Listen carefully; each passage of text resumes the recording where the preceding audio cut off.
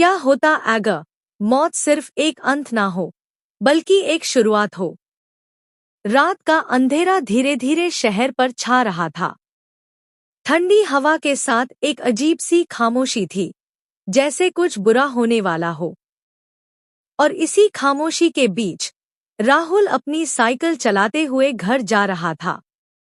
राहुल एक सीधा साधा लड़का था, 22 साल का कॉलेज स्टूडेंट था। उसकी आदत थी रात को देर तक लाइब्रेरी में पढ़ना। लेकिन उस रात कुछ अलग था। जैसे ही वो पुरानी सड़क पर पहुंचा, उसने देखा एक पुराना हॉस्पिटल जो सालों से बंद पड़ा था। लोग कहते थे वहां पहले एक मशहूर डॉक्टर काम करती थी, डॉक्टर मीरा।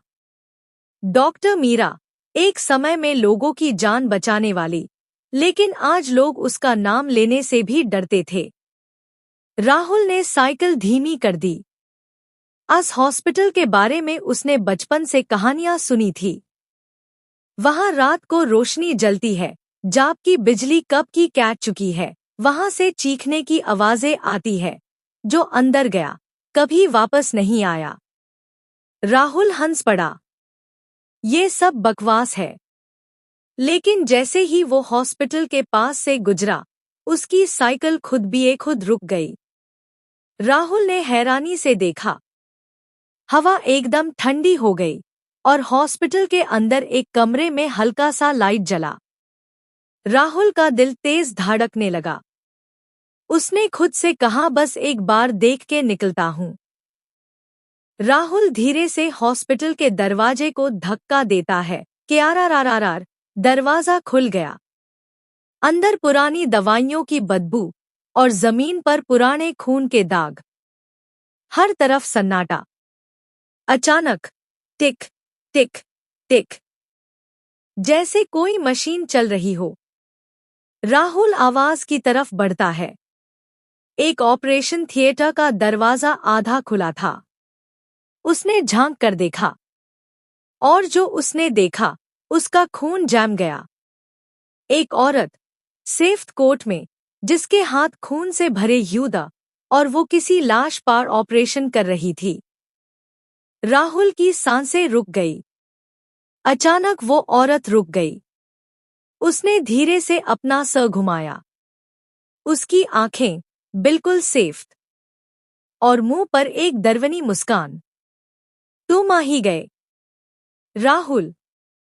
राहुल का दिल जोर से धड़कने लगा। ये मेरा नाम कैसे जानती है? डॉक्टर मीरा धीरे धीरे राहुल की तरफ बढ़ने लगी। मैं एक डॉक्टर थी, लोगों की जान बचती थी। लेकिन एक दिन मेरे अपने ही मुझे मार गए। राहुल पीछे हटने लगा। कौन? वही लोग जिन्हें मैंने बचाया। उसकी आवाज गुस्से से भर गई। उन्होंने मुझे इसी टेबल पास जिंदा काट दिए एक्सपेरिमेंट्स के लिए। तब से मैं भी वही करती हूँ। जो मेरे साथ हुआ वो हर किसी के साथ होगा। राहुल भागने की कोशिश करता है, लेकिन उसके पैर जैसे जमीन से चिपक गए। डॉक्टर मीरा उसके बिल्कुल पास आ जाती है। तुम्हारा दिल कितना तेज धड़क रहा है? मैं न्यूज़ निकल कर देखना चाहती हूँ। राहुल जोर से चिल्लाता है। नहीं। अचानक लाइट बैन हो जाती है। अंधेरा, पूरा अंधेरा। सिर्फ राहुल की सांसें। और फिर एस, जैसे कोई उसके कण के पास फुफकारा हो। राहुल, भाग सकते हो तो भाग जाओ। राहुल जैसे तैसे अपने पैर चलाता है और भागता है। राहुल हॉस्पिटल से बाहर निकलता है, बिना पीछे देखे दौड़ता रहता है। घर पहुंचकर दरवाजा बंद करता है। उसका शरीर कांप रहा था। ये सपना था, वो खुद को समझता है। लेकिन तभी उसके हाथ पर एक निशान था, स्कैल्पल का कट, और उस पर लिखा था, next time complete operation. Rahul की आंखें फट गई। अगली रात राहुल ने डिसाइड किया, वो सब सच जानेगा। वो फिर हॉस्पिटल गया, कैमरा के साथ। इस बार वो तैयार था। लेकिन जैसे ही वो अंदर गया, हॉस्पिटल बिल्कुल नॉर्मल था। कोई लाइट नहीं, कोई आवाज नहीं। राहुल ने सोचा शायद मैं पागल हो रहा हूं। तभी उसने कैमरा चेक किया, और जो उसने देखा, उसकी रूह कांप गई। कैमरा में राहुल अकेला नहीं था। उसके पीछे डॉक्टर मीरा खड़ी थी, और वो धीरे से बोल रही थी, तुम वापस आ गए।